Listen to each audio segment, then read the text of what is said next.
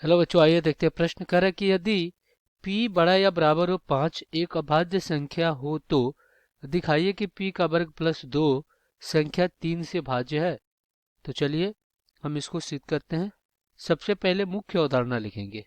मुख्य अवधारणा, तो ये क्या होगा इस प्रश्न के लिए?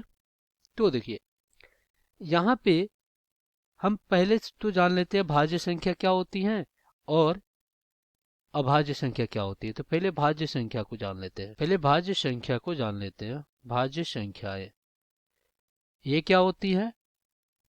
जो संख्या जो वह संख्या जो स्वयं स्वयं स्वयं तथा एक के अलावा स्वयं के अलावा संख्या किसी अन्य संख्या से विभाजित हो तो वह भाज्य संख्या कहलाती है। उदाहरण देख लीजिए आप। उदाहरण की अगर बात करते हैं तो 4, 6, 8, 9 ये सब संख्या ऐसी हैं जो स्वयं के अलावा एक से भी और किसी अन्य संख्या से भी भाज्य है। और अगर हम क्या करें, अभाज्य संख्या की बात करें, अभाज्य संख्या तो क्या होती है? ऐसी संख्या जो खुद के अलावा केवल एक से विभाजित हो, वह अभाज्य संख्या कहलाती है। अभाज्य संख्या कहलाती है। उदाहरण अगर आप यहाँ पे लिखना चाहें तो क्या होंगे उदाहरण? ये हो जाएगा आपका 2, 3, 5, 7, 11, 13, 17, 19 आदि क्या हो जाएंगे? ये आपकी स्वयं के अलावा केवल एक से विभाज्य है। तो चलिए दिए गए प्रश्नों को हल कर लेते हैं। तो यहाँ पे हल करने के लिए देखिए, तो यहाँ पे हमें क्या करना है? 5 से बड़ा या बराबर अभाज्य संख्या लेना है। 5 से बड़ा या बराबर अभाज्य संख्या, तो p जो अभाज्य संख्या होगी क्या होगी? अभाज्य संख्या वो क्या हो जाएंगे? वो हो जाएंगे p बराबर 5 होगा, 7 होगा, 11 होगा और 13 होगा, जो कि क्या होगा? 5 से बड़ा होगा। तो चलिए इसको हम चेक कर लेते हैं। तो यहाँ पे अगर हम क्या करते हैं, प्रश्न के अनुसार देखिए, प्रश्न के अनुसार क्या आपका p का वर्ग प्लस में 2। तो अगर हम क्या करते हैं, p बराबर क्या लेते हैं? 5 लेते हैं। तो क्या हो जाएगा? ये हो जाएगा 5 का वर्ग और प्लस 2। तो इस प्रकार क्या हो जाएगा? 25 और प्लस में 2, ये आपका कितना हो जाएगा?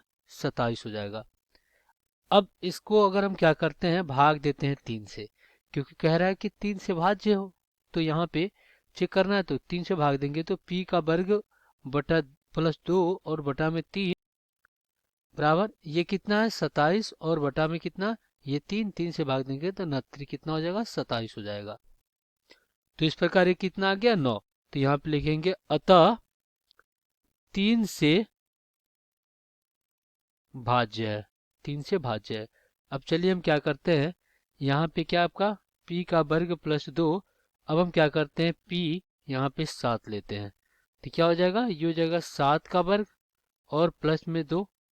तो यहाँ पे 7 7 49। तो ये हो जाएगा आपका 49 और प्लस 2, तो कितना हो जाएगा? 51। अब यहाँ पे क्या हो जाएगा? ये कितना आ गया? p का वर्ग प्लस 2 51 के बराबर है। तो यहाँ पे अगर हम p का वर्ग प्लस 2 में 3 से भाग देते हैं तो क्या हो जाएगा? ये हो जाएगा 51 और बटा में 3। तो देखिए 3 कने 3, 2 आ गया, 7 3 21, तो ये हो गया।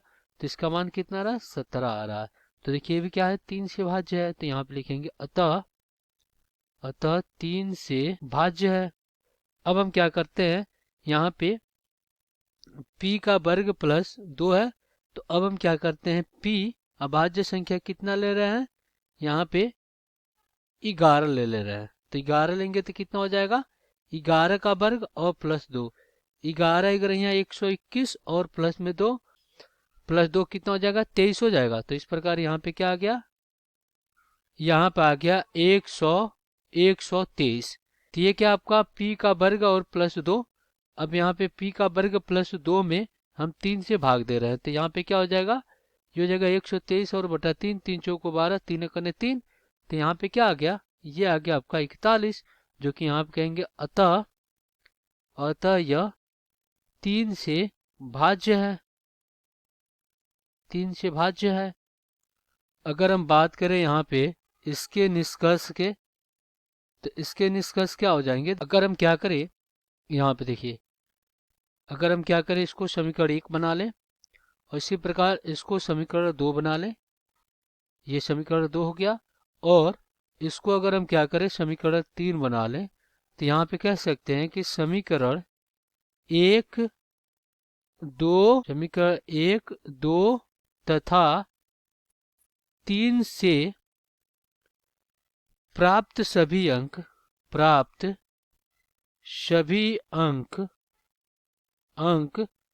3 से भाज्य हैं, जहां p बड़ा या बराबर है 5 से, p आपका क्या है, अभाज्य है, p अभाज्य है। तब p का वर्ग प्लस 2 सभी p के मानों के लिए